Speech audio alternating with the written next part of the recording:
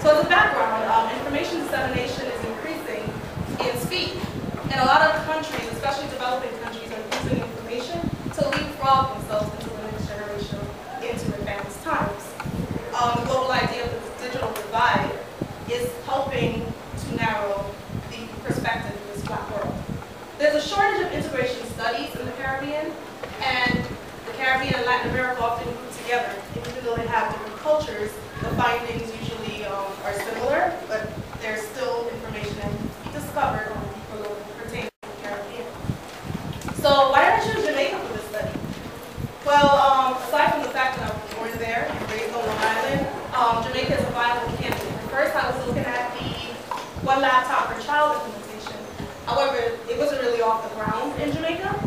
And then I found out about this e-learning project, and it really struck my interest because they have invested over 50 million US dollars into the technology there. So I think that it would be a good idea to have a study to analyze what are some of the obstacles and perceptions that they are currently facing as they go toward the second phase of the implementation. As far as the significance, again, to document the status and the challenges, and also to inform the stakeholders. So while this information will be pertinent to similar developing countries, one of the main purposes is to inform the Ministry of Education and to integrate. Currently, there's no research out there, no qualitative research that talks about the specific policy in Jamaica on a qualitative level. Someone did a study probably 2 years back on assessing certain parishes in Jamaica. It's a mixed method study, but even one of their findings showed that there's still further depth that needs to be added to the information. And again, to inform the stakeholder. I'll talk about the theory later on, the theory that I developed. As a background of Jamaica, not to start my time, but as a background of Jamaica, its position in the Caribbean is unique. It is the largest English-speaking country in the Caribbean, with a population of 2.7 million.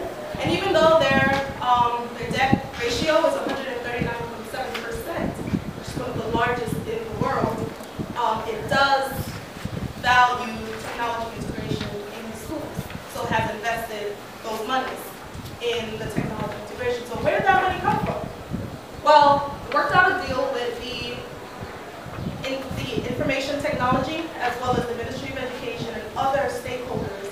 And what happens is there's a levy or a tax that is basically placed on every incoming call to the country. So that's where we get a lot of the funding for these projects. Past technology initiatives date back to the 1980s, where the Jamaican Computer Society realized that there were not enough eligible candidates to fill the positions for their jobs. So the current initiative is the e-learning Jamaica initiative, in which they are equipping the schools with technology and training the teachers and then integrating technology throughout the schools. This is an example of the technology that's distributed in one of the labs in the secondary schools. What you don't see here are the document cameras, the webcams, and the other technologies that are available through e-learning. However, in the next picture, you'll see that there are multiple servers. This lab only has one server, and it's also equipped with air conditioning and everything. So the way that e-learning works is that first scoped out the schools that would be eligible in infrastructure, then it built the labs, and then equipped the labs. However, even though all the equipment was there, the teachers weren't able to use it until they got training. That was a part of the deal that they worked out. This is an example of the technology in the primary schools, particularly Brownstown Primary in St. Ann, where the technology is a little sparsely populated and old. It has the old tube, but you do notice that they do have security gates and grills, in which I'll talk about a little bit later on as well. So going back to the policy, e-learning Jamaica came out of this national ICT policy. I know you probably can't see from the back of the room because of the yellow, but two things I wanted to highlight is that one of the milestones was to equip primary and secondary schools, sorry,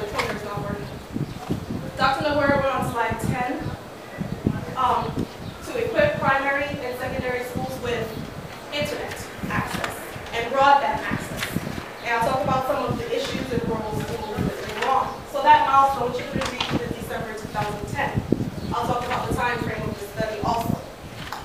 Another milestone for September 2011 was to have trained teachers who are actually equipped to utilize technology to deliver the syllabus effectively.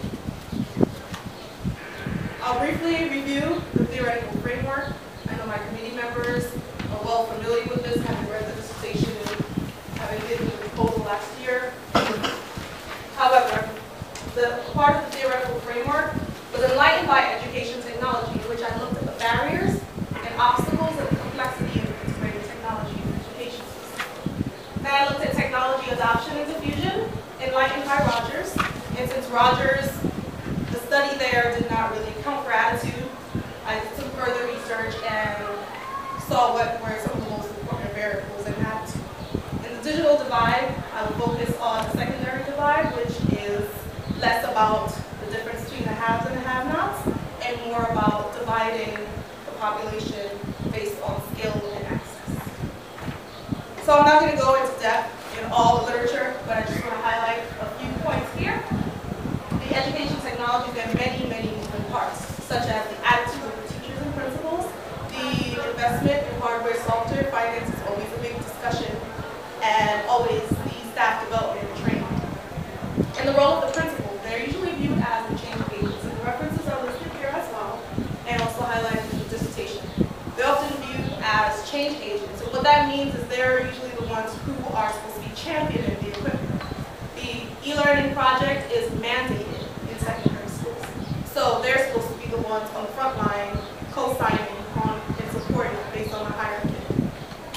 Talk a little bit about the hierarchy later on as well.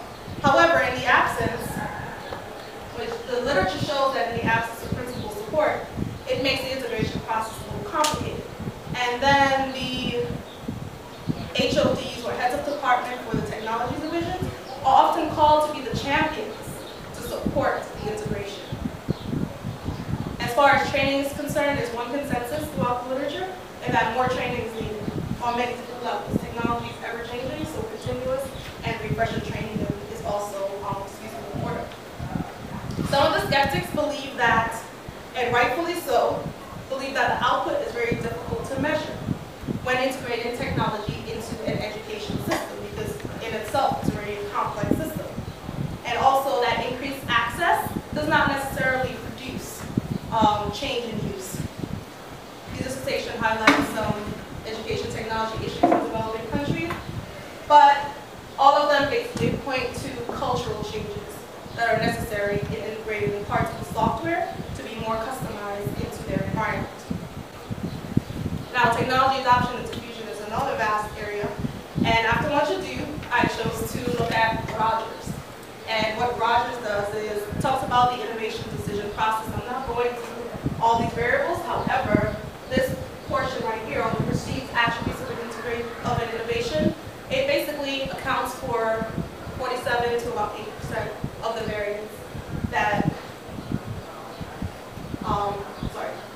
that helps determine the rate of technology adoption. And one thing here is that even though you see some of the technologies in the picture, you might think, oh, those flat panel desktops, those are not innovation. Well, based on the literature, an innovation is something, a new idea and concept that's perceived by the individuals. And there are certain aspects of time, the social system in which it's being interjected, and the perception that the innovation is actually new. The discussion on attitude points out that while discussing computer attitude in general is important, there are also elements to be considered of how technology is used in schools versus how the person uses technology on a personal level, outside of the school environment as well. Now, while the other two were frameworks on slides 12 and 13, slide 14 is just a lens that's used for digital development. And I say it's just a lens because the concept of the digital divide is still existent. However, there's less focus on the difference between the haves and have-nots and related to broadband, which is where the research first came from. And there's more focus now on segmenting individuals based on skill, or the second digital divide is highlighted here. Now I want to get to some of the research questions. Some of the research questions are listed there, and I believe they're also on your handouts. I'm not sure if I printed out that one out or not. But the first research question is, how does access influence the level of adoption in the different types of schools? And there's another how question in there, as you can see on the screen. Then, after looking at how access influences adoption, I decided to look at the perceptions regarding the kinds of training that's available. Then, how has the initiative influenced the adoption and diffusion, attitudes, and behaviors at the different levels? And how do the attitudes, the teacher principal towards ICT influence their behaviors is another sub-question. And then lastly, in what ways can the primary and secondary schools overcome some of the challenges which they are facing? I want to go back to this and give you a little bit more information about the primary and secondary schools in the Jamaican education system. The education system consists of 6 years of compulsory education from the ages of 6 to 12.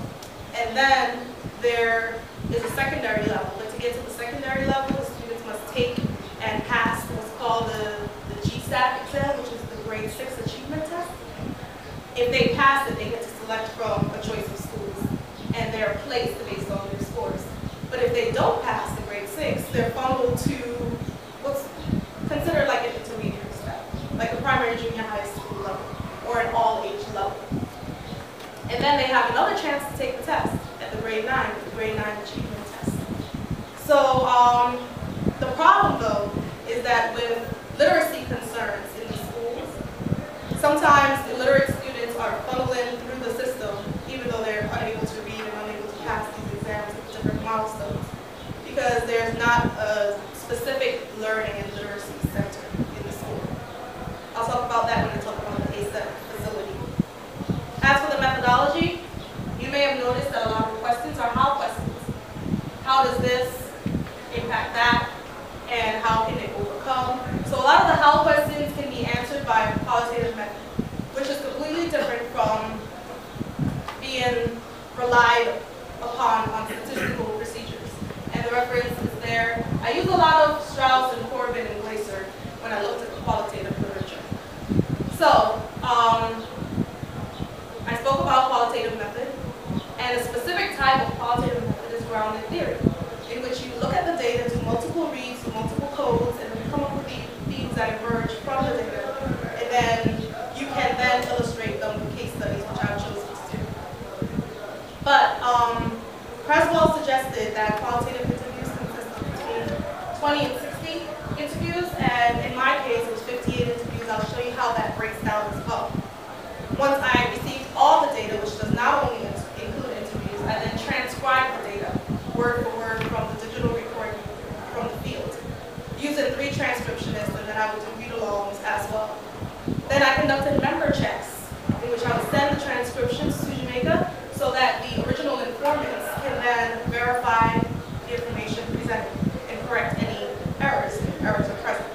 Then I coded iteratively by hand on my own, utilizing these 3 different types of coding strategies. But before I got to the second level, I did utilize multiple coders. I had about 5 other coders that would sit down with fresh, virgin eyes that would help me to decide or help to unveil other codes in the data that maybe I overlooked being so closely married to.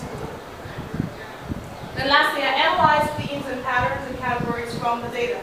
What I did there was I used analysis tools of Excel and Access, because my background is computer science, so I was very familiar with SQL and how to manipulate data there. But the main idea here is that I use a qualitative method with grounded theory to resolve a main concern throughout the data.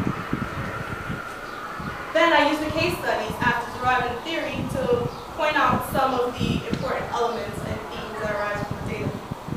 And Stake said that case studies should be specific and complex illustration. It could be a group of schools or a person, and I use kind of like a mixed approach to that. Whereas in St. Mary, I used an upgraded rural high school. In St. Ann, and I'll talk about the parishes in the next slide. In St. Ann, I used 2 traditional high schools. Traditional high schools are like the cream of the crop, where the best performers on the national test go. And then in St. James, I used 2 new high schools.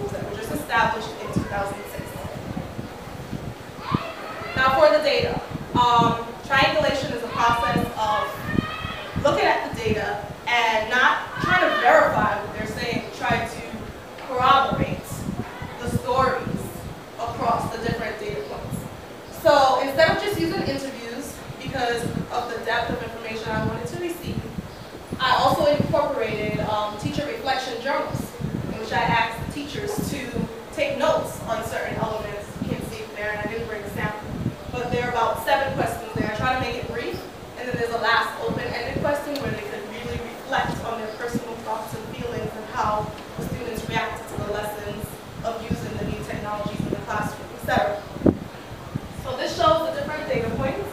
I had 58 interviews, 23 technology checklists. I visited 29 schools across 3 different parishes. Then I had a few observations. Those are mostly discussed in the dissertation, not really in the presentation. And I also had teacher reflection journals. Of those distributed, I distributed 25. So for some reason, I didn't give it to 4 schools, probably because I ran out of those or something. But of the 25, 9 journals were returned incompleted, which I think is a pretty decent number considering the pressures that they were under for their national exams. So, as for data collection, I collected data in the different parishes of St. Mary, which is here in orange, St. Anne, and St. James. However, before I talk about that a little deeper, I just want to mention that before doing anything internationally, there's an IRB process here at Poly, which you must disclose all the things you plan to do in your study. And I applied for IRB in December of 2010, and I was cleared within a couple of days. So I utilized the winter break to go there. I mentioned that last year in the proposal, to network with the principals and the administrators in the Ministry of Education. And once I made those connections, then I utilized the last week in January, and then spring break in March, and then practically all of May as soon as school was dismissed because I was teaching a class that term. So when I did my data collection, I started with St. Mary, then moved to St. Anne, and skipped over Trelawney and landed on St. James. St. Mary and St. Anne were recently targeted in the news as being some of the poorest parishes yet. They have strong secondary school enrollment, schools that are really enrolled in the e-learning process. And they have some of the best traditional schools in the country. St. James thrives on tourism, and that's where 2 of the newest schools were located. Even though there was another new school in St. Mary as well, I didn't get an opportunity to visit. However, a little bit about the culture in Jamaica is that after I distributed the letters via email, I got a response when I got to the schools as, I got your letter, I was expecting you. However, they didn't call my Jamaican phone number or anything, because I had a number while I was down there. So, how did I select from all these schools here? As you can see, there are a lot of different schools in different categories. The strategy was to visit, well, first cast a wide net, and then to do some snowballing from there after securing some interviews with the principals and Ministry of Education. So there's one technical high school in each parish. I made sure I visited those, and one all-girls high school. I made sure I visited those. In St. James, they had an all-boys school, which I visited as well. But across the 3 parishes, there was only one special school, and the special school was located in St. Anne. It was a school for the deaf. So their perception of special needs is a little bit different. It's not really focused on literacy. But there is a small center in St. James as a part of one of the primary schools that can house maybe 30 students at a time. So what's happening is there's a lot of students being waitlisted who are going without these literacy issues being addressed. So this just shows a sample of the schools. I'm not going to go through all of this, but the important part here is that there's some co-ed, there's some shift schools and all-day schools. Shift schools have certain special things that affect the way that they integrate technology. And the locale is basically urban or rural. They don't really have suburban categories. For the class, take note that class 1 and class 2 depends on the population of the students as well as the population of the teachers. And in those cases, they really don't have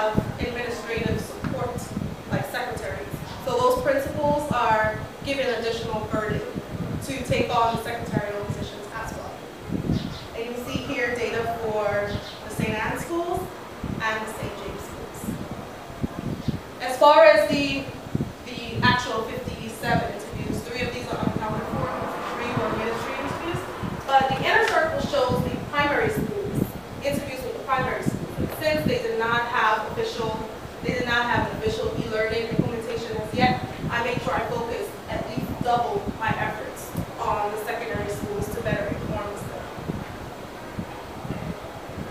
This is an example of the instrument that was used. And even though you can't read it from all the way in the back, the different sections were informed based on the literature review. And of course, I included a section on personal use and their viewpoints around that. It produced about 410 single-spaced pages of transcription, and that was like a lot. I believe in some cases it was double-sided. And I say it was like a lot very casually, but it really was overwhelming because I had the interviews, then I had the checklist, then I had the journals, so I really had to find a nice system, which is why I chose the politics to analyze all the data. So the questions were semi-structured interview questions, and if you look at the transcripts, I have the book, I can pass that around at a later point, that has some samples in it. You'll see that I italicize on my responses, and based on the culture in Jamaica, you can feel free to interject, and sometimes they withhold a lot of information, and you have to really ask more and more questions. So the majority of the interviews lasted between 30 and 50 minutes. There were a few exceptions, mostly from principals. One principal spoke for about 80 minutes, and Nancy had a lot of information he wanted to tell me about the school. So with all the data points and the many research questions, how did I map everything back? Well, I used the non-document reviews. These are basically the checklists and the field notes, the interviews, etc. And when I mentioned document reviews, I collected a few documents from the Ministry of Education as to the current status of the implementation there. And then, of course, for documentation, I had the teacher reflection journals, which was a little more loose, but yet still informative. Now, we're at the meat of the presentation, which talks about the results, findings, and conclusions. In your handout, you'll see this. And the reason I put this there, Dr. Nguyen, we're on slide 30. The reason I put this there is to illustrate the complexity of the e-learning process in secondary schools. A few things I'll point out is the decision points, or what I consider to be decision points based on the data, as the ICT training and e-learning Jamaica. So e-learning Jamaica provides and conducts ICT training, and the teachers get trained. They then implement technology in the classroom, and they also have to implement the setup, which I'll discuss in one of the themes, which turned out to be a major burden. So the way I coded this was the blue, which is a little faint on here, but you can see it in front of you. The blue is for the globalized perspective theme that emerged. The purple is for the training, and the green is for the accessibility. This is also in your handout on the next slide. For the globalized perspective, I'll talk about that next. Okay, I mentioned that developing countries are using technology to help propel them into the future. Well, a lot of the principals and teachers realize that they must change their perspective to be of a more global perspective while still considering the local needs of the culture. So they're trying to be more formal, and instead of doing things, just as mandated by the ministry, what they had to create was a 5-year technology plan in which they would discuss some of their visions and medium goals with the implementation. So as a visionary, he would work with he or she, the principal, would work with the heads of departments and the different various departments that the school has to create this technology plan to address the budgetary concerns. And why is the budget important? Well, in primary schools, it's super important. The ministry does not fund any of the ICT integration in primary school. It just encourages it. So the principals and the leaders are on their own to establish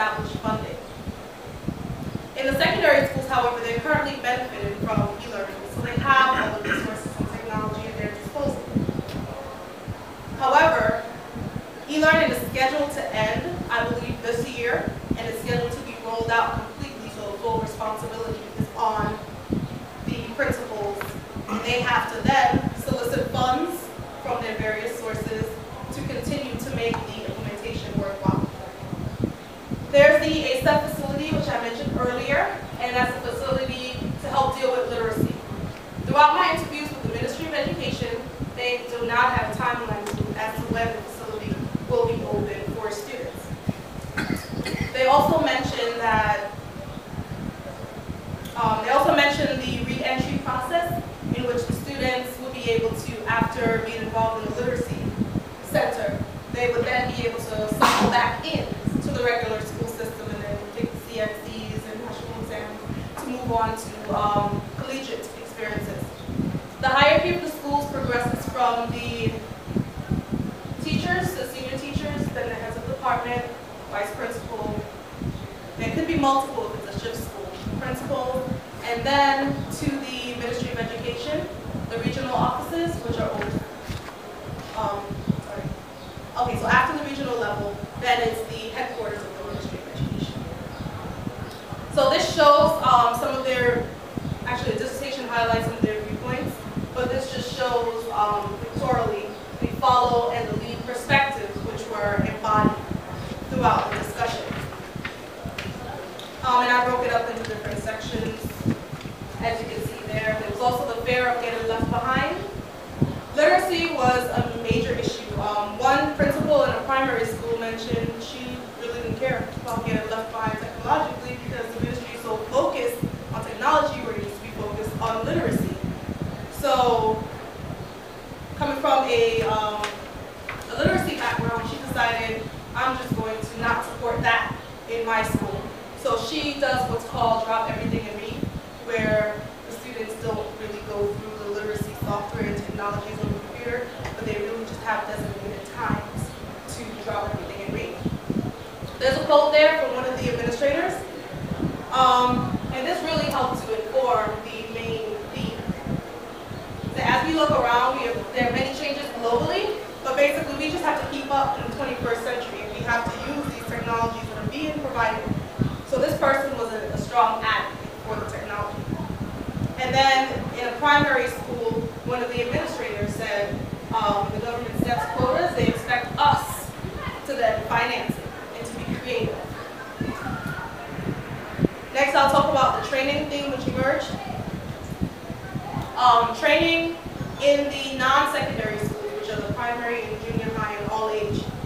Those were a little more sporadic and happen very infrequently based on the needs that arise during the principal circle meetings every quarter or every term. So the training was not really set in stone, but yet the ministry orchestrated the training as necessary. At the secondary level, however, they had strong training efforts underway. They had refreshers courses for the different systems administrators. They also had two major training initiatives. The hard training was for teachers and administrators, and that ran for basically 8 to 12 weeks. So instead of posting training as the need arises, then that's really considered to be the follow perspective by the employees. And then the explicit knowledge is when you, after receiving the training, you're then able to take that tacit knowledge, transfer it to the explicit, and then be able to better turnkey the information and the rest. So there you'll see two quotes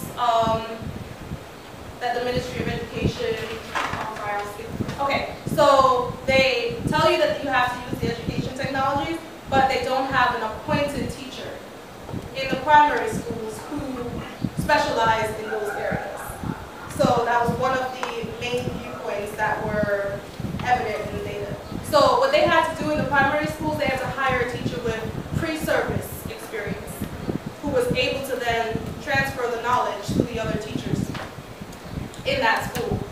And the Ministry of Education allowed most of them to create a position called a teacher with special responsibility, so that they would be pulled out of certain sessions of teaching to conduct these training.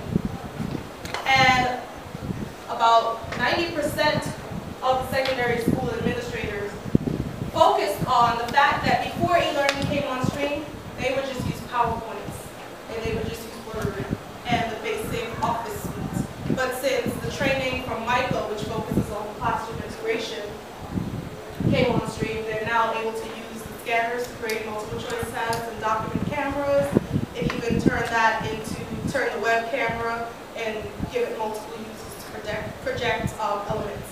Some of these secondary school students do not have all the required textbooks, so all these technologies help to equip them with the knowledge that they do need.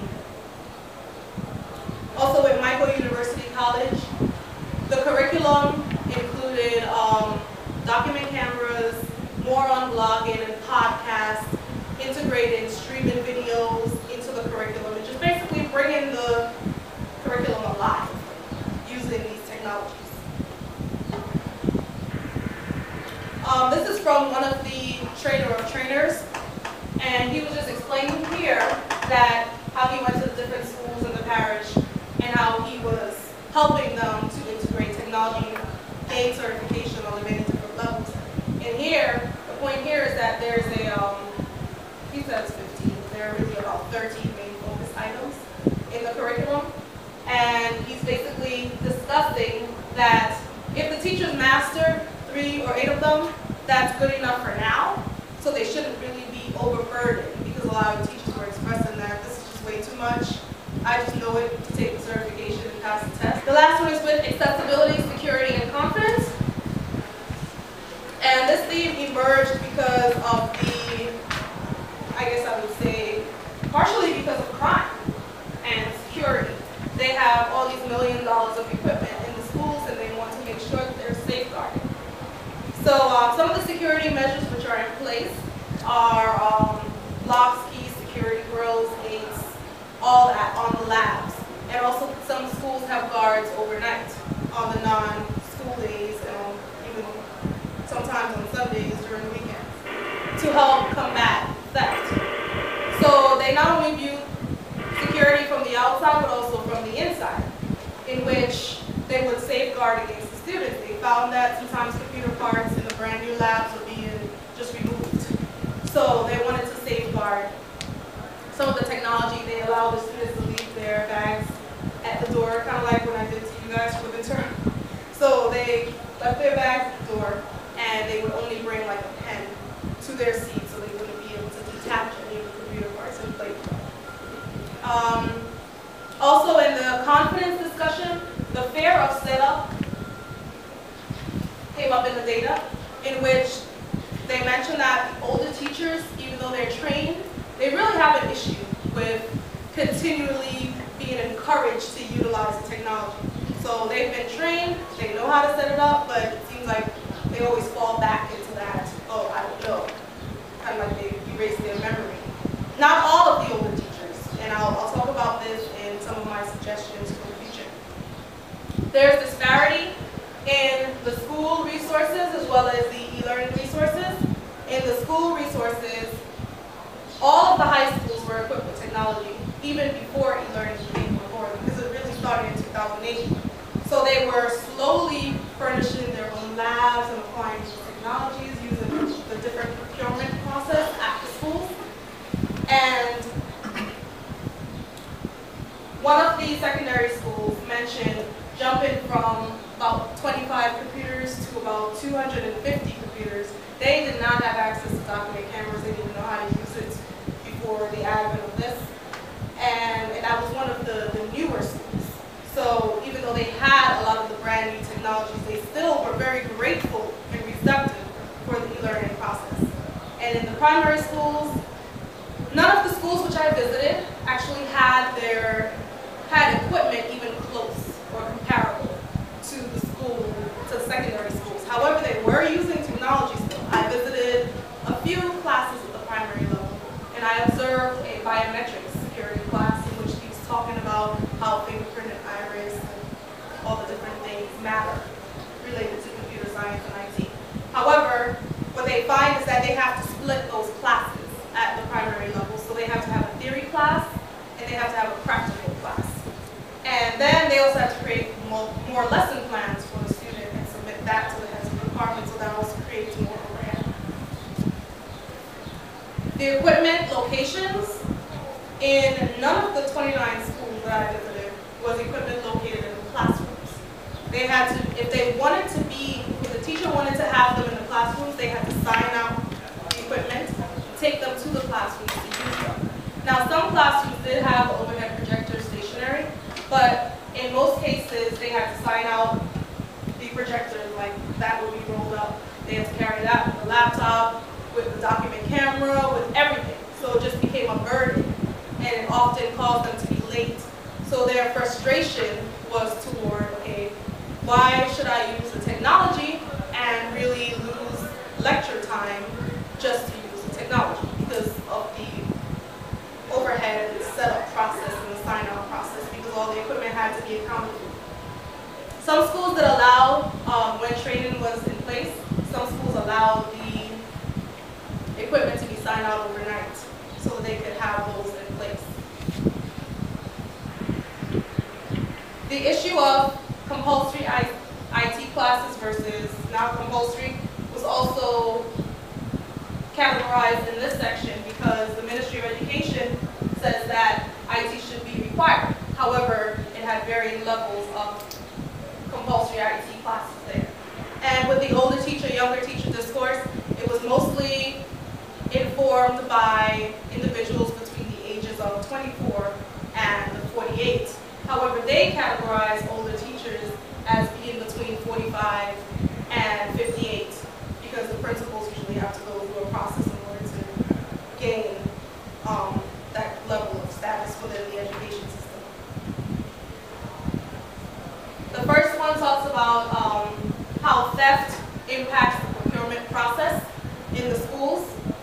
So they were also talking about why the projectors cannot be mounted, and that's primarily because of theft. Some of the teachers also discussed how difficult it is to get the replacement parts.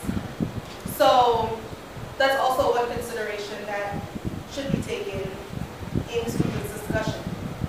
The second one talks about, even though there's security, some people don't care. They want to steal it, they can steal it and sell it. So that's why they have the security measures in place. And the last one talks about confidence. This administrator, along with several other administrators, mentioned that the students have demonstrated a certain level of confidence because of the technology. So when they look at the science class with sexual reproduction, they're better able to see, to understand the terminologies using the technologies than just using a drawing on the board. However, a lot of the teachers view that the confidence of the teachers, even though they're trained, cannot be transferred to the students because the ministry is unclear as to what's compulsory or required and what's not.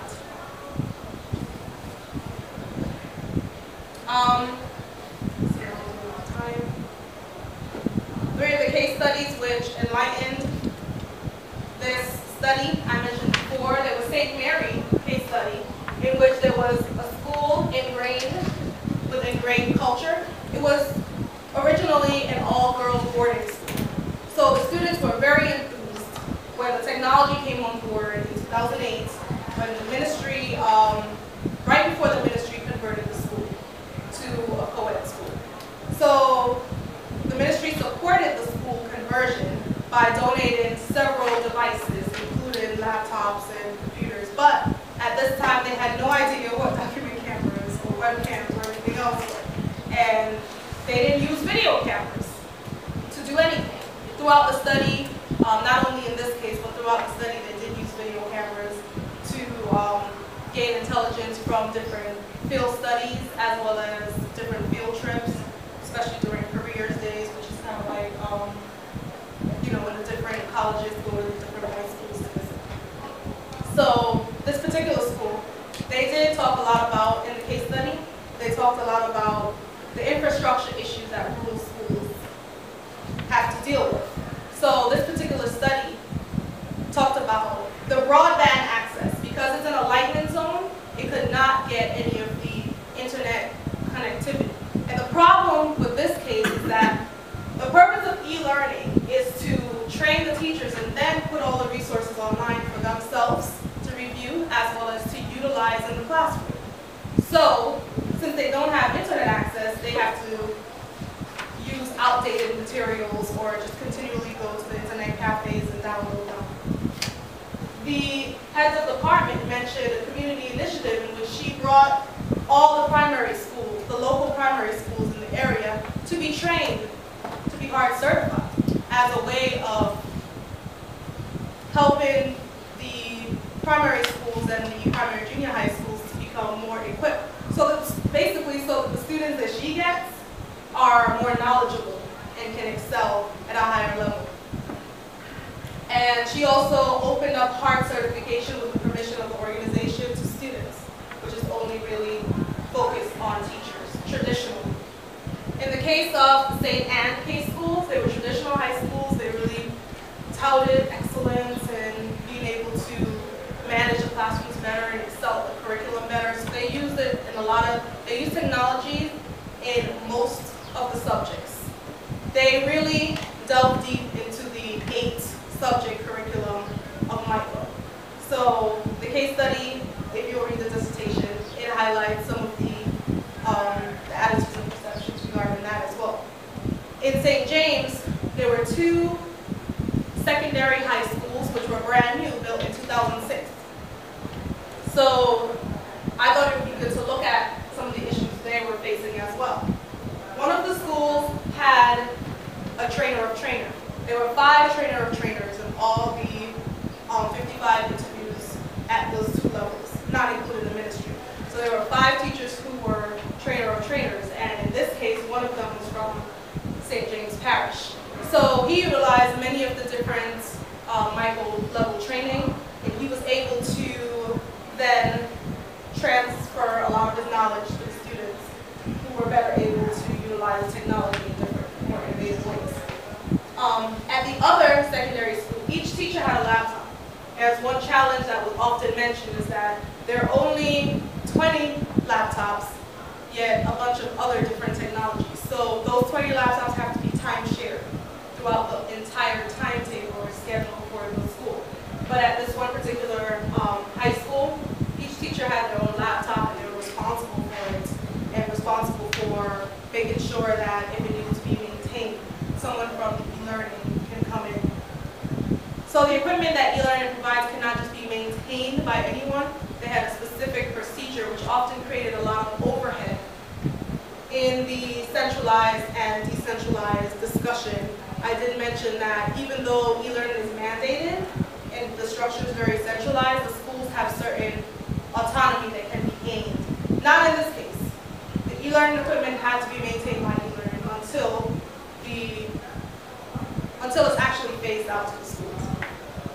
And then she also mentioned having servers, and throughout all the interviews, she was one of the only people that had maximum security basically set up on what sites can be visited and how she handles that with the students. Now, getting to the research questions, which I mentioned earlier. The first question is, how does ICT access influence the level of adoption by the administrators and teachers? So at the non-secondary school level, it's heavily based on the teacher's abilities, their own equipment, their own lesson plans, guided by them. Any training that they take is out of their own pockets, whereas on the secondary level, through e-learning, it's already paid for. However, e-learning does not compensate for time, so you have to use your own time. However, the training is paid for. They usually have to rely on an average of 12 working computers per school, and the literature that you see there also highlights the fact that schools that are not really supported financially also have the issues of working with a small number of computers and maintaining them, etc., the different issues that come out of that. However, that's not to say that they didn't use 12 computers that they had. Some of the top reasons for adoption were lab utilization, even though they had to break down classrooms into different streams, and they also use it for instruction, teaching and learning, and some lesson planning. The students, however, since they were not given assignments that they had to type, because some students do not have laptops at home, as perceived by the teachers, they were not actually given homework assignment. However, they did use it for research in the classroom and other encyclopedia and literacy issues.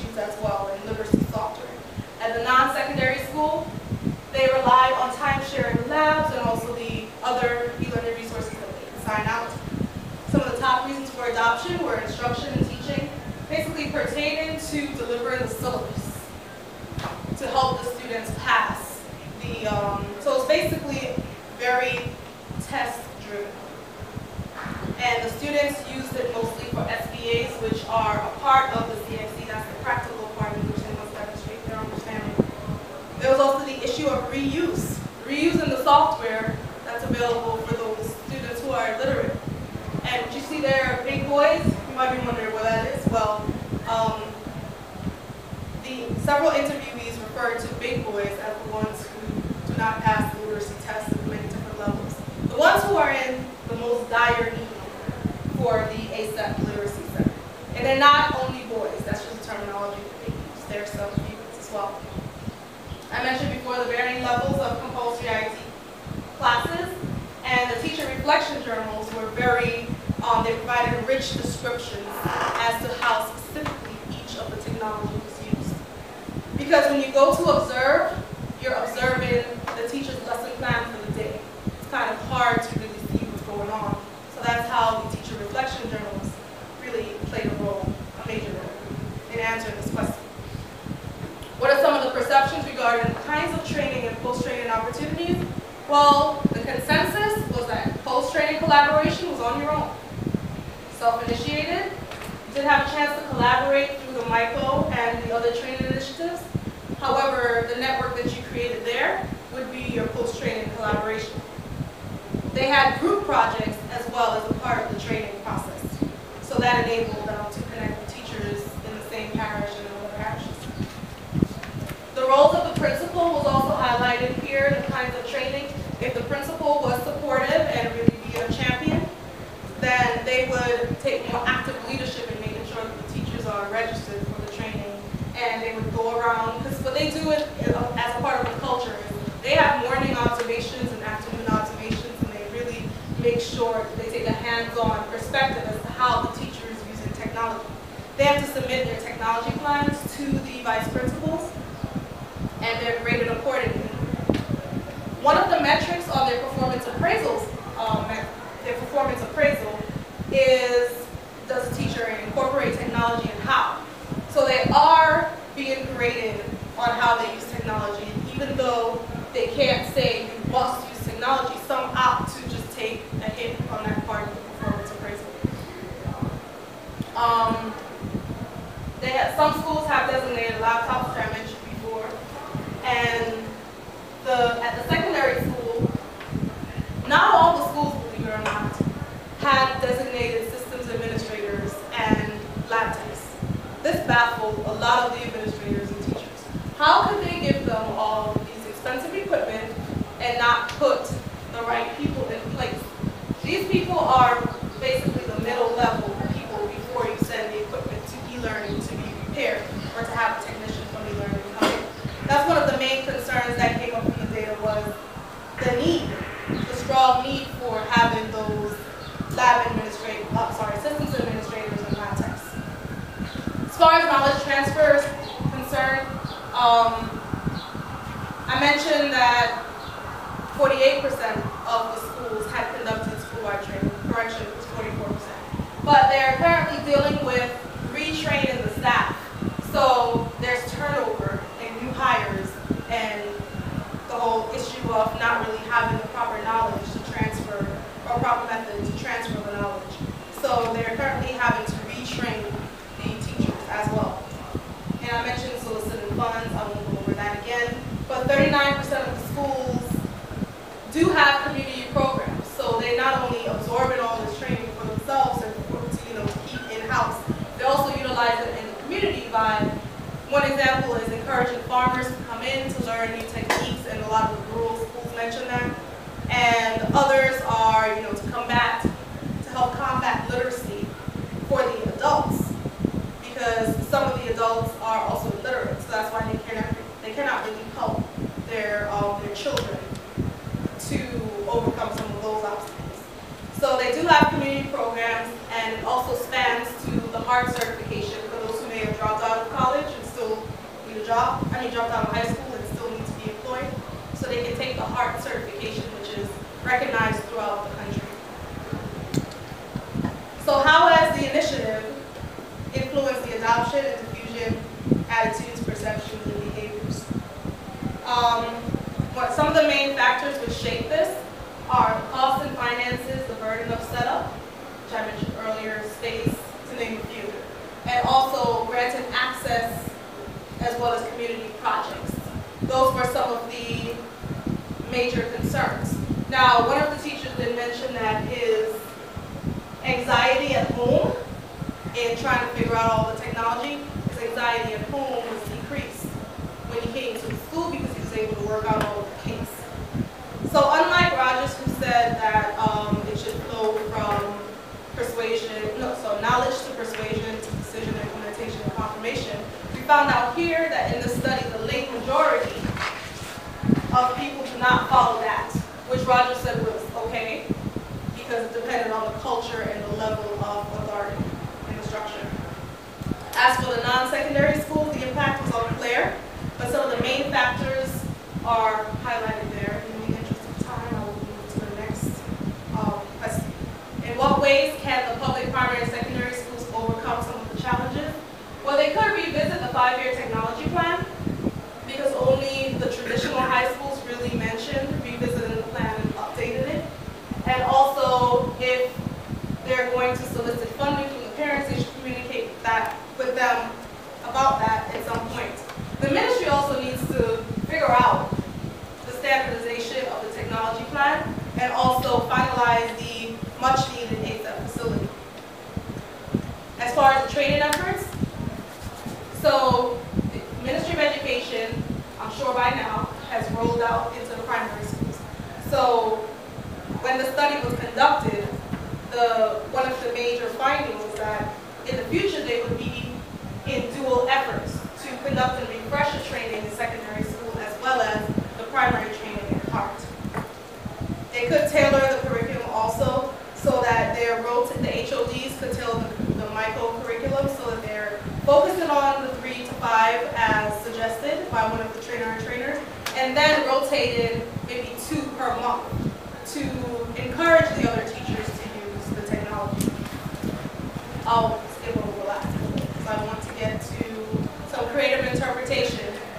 Was that they could secure an older teacher champion. One of the major obstacles in the older teacher, younger teacher discussion was that the older teachers are shying away from technology. So the principal could have a champion or a sub-champion for that and encourage the other older teachers to maybe co-sign on utilizing the technology as well.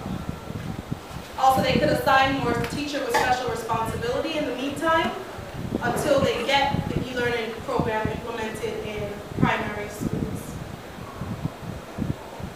Some of the, and all the references and where these research questions, the discussion included a lot of the literature review discussion, which we can't go over in 60 minutes. However, some of the implication of the results was that the current status may enhance further integration in Jamaica, and it could also enlighten other developing countries which are similar. Also, the administrators may rethink the roles to further enhance the community using ICT resources. How can they better utilize the resources? Because throughout the interviews, it was a fear of theirs that if they don't use the material, they will lose the knowledge that they've acquired. And they could re-examine the trainer of trainer standards, because they do expect the trainer of trainer to turnkey the information, so they could revisit some of the standards regarding that. Some of the limitations is that Jamaica has very unique internet penetration rates. It has a 55% internet penetration rate, which is not common for the developing countries in the Caribbean, as indicated by the chart in the dissertation. Generalizability, which is not the point of qualitative studies, but the study did span 3 of the 6 education regions in Jamaica. But generalizability is still one of the limitations, as it is in all qualitative studies. Also, the sampling technique could be a limitation because of the snowballing technique and the convenient sampling which was used. So I'll mention a little bit of the future studies. I'll just mention one of them in the interest of time. There could be a cross-Caribbean study on the ICT policies. I'm sure there have been other studies in the past, but since technology is so rapidly changing, it might be time to have a cross-Caribbean study again to see how training could provide added insight. And the reason I say that is I visited the Cayman Islands in January, and it is one of the more wealthy Caribbean countries. Their internet penetration rate is very similar to Jamaica. It's only 3.3% lower. But there are, like, you can see the striking difference between the wealth of technology and how it's actually being used. So that divide between the skill and access is seems less prevalent. I think it deserves more research. Also in the Cayman Islands, they had computers in every single classroom, and they were just using it at a more advanced level. But they did not have a technology policy in place.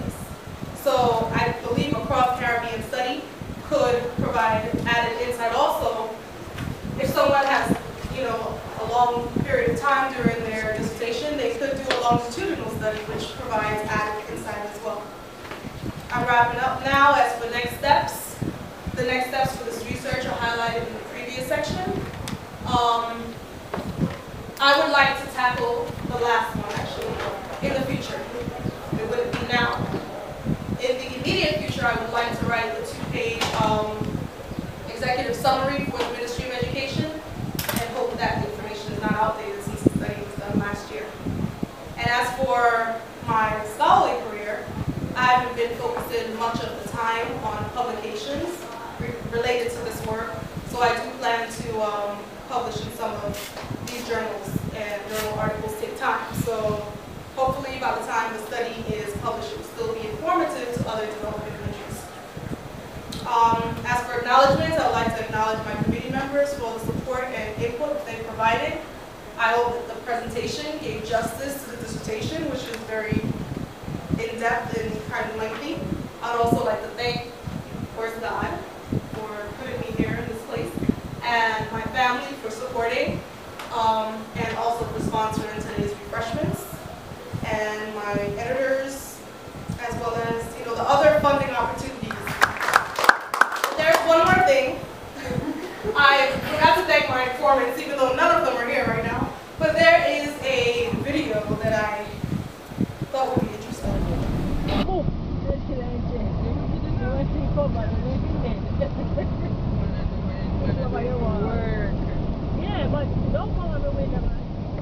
This is a rugged Jamaican mountainous terrain.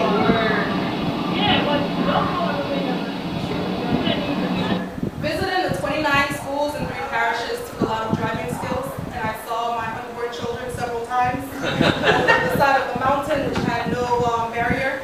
So I have to be sure that I thank my navigators who helped to guide me along the way. We don't have time to get to the backup slides, so I'll just skip this. Yes?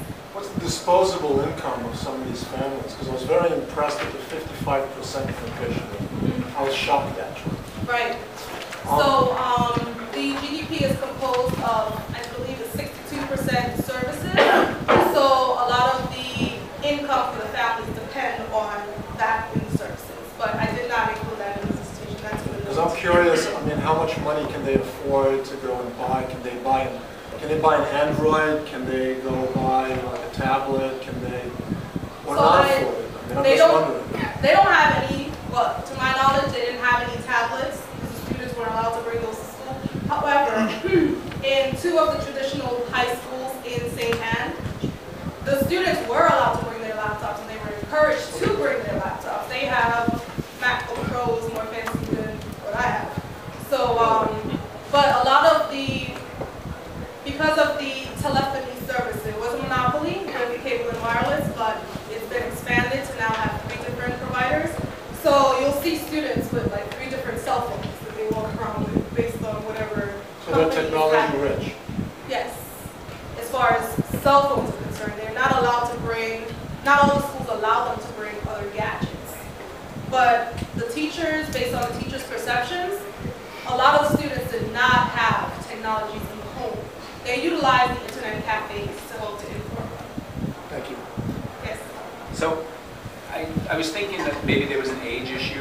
I mean, and that's just maybe an attitude towards technology. But I'm wondering, did you see anything that looked like embeddedness in the system? For example, in university, rolling out e-learning has, it doesn't seem that it has a lot to do with age, but more people who either technology, attitudes toward technology, or people sometimes who are very embedded in the system, and I have tenure and this is what I do and things should be done my way, or the faculty senate and say, no, online education is horrible. Did you see anything at all like that? Well, the only place I saw that discussion unveiling was in the permanency discussion. Going back to, I'll just pick here. In a global perspective, you see the permanence discussion where the teachers, the principals, they're progressive from having that set position of permanence, like tenure here. And they're now moving, the ministry's moving them towards maintaining their position by performance. So in a way, it seems like they're having to adopt the technologies in order to keep their positions and to really champion it. Does that answer your question? It gets there, yeah. And just out of curiosity, I wonder if they've ever thought about just forget about trying to convince people or even club them, but more build based on a coalition of the willing. So instead of trying to argue with those who don't want to, just replace them with those who do. That's a good point.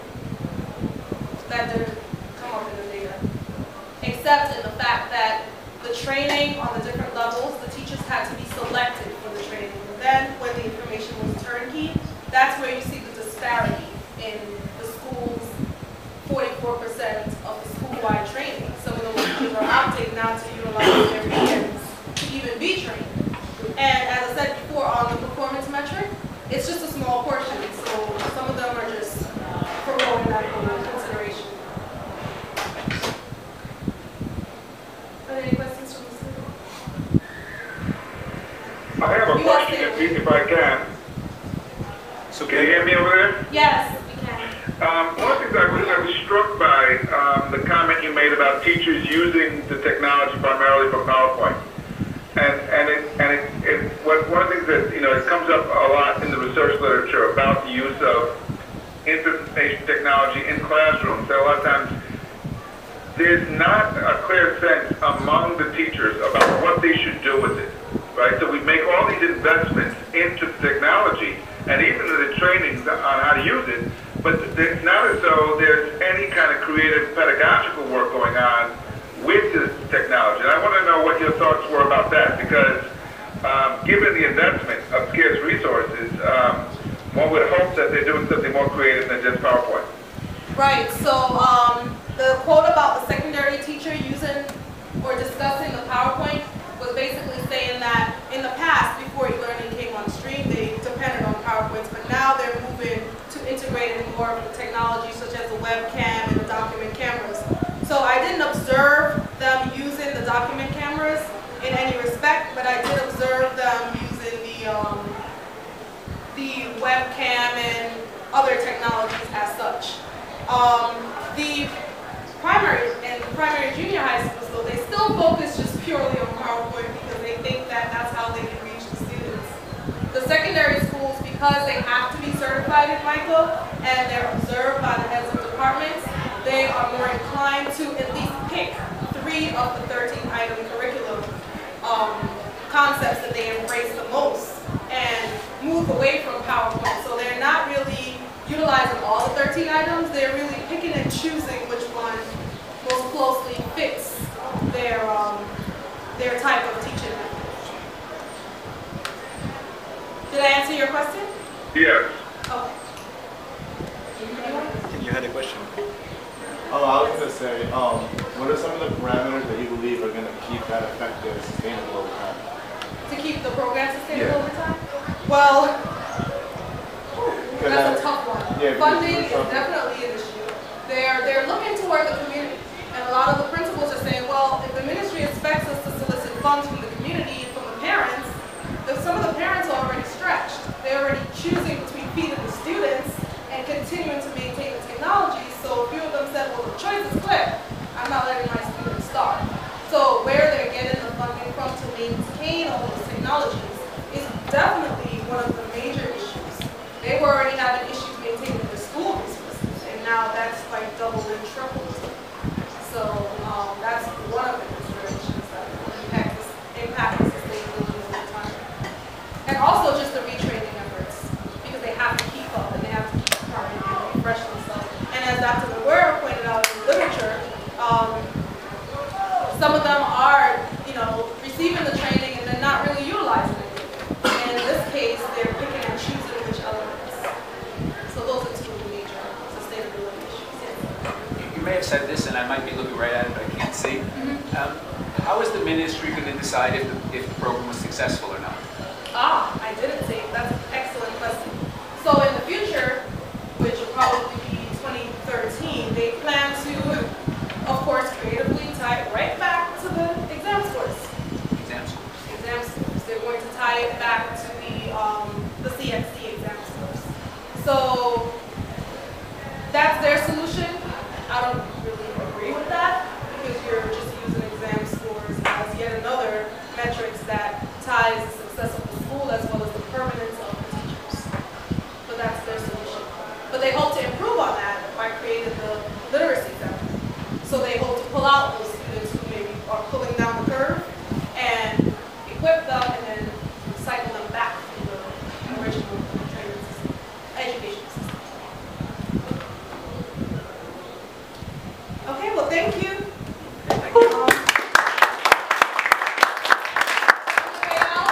Way out because the public portion.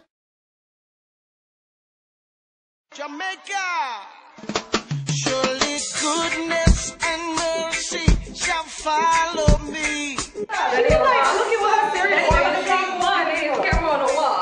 She was looking at seriously. I think come back. Give me that same shot. You gotta get it from me. Come on, come again. Over there. She said cheese. Oh, cheese. Okay, come on. Look at Grandpa. Let's see you walking.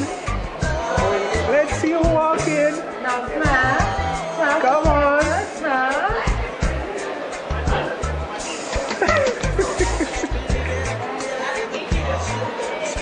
Come on.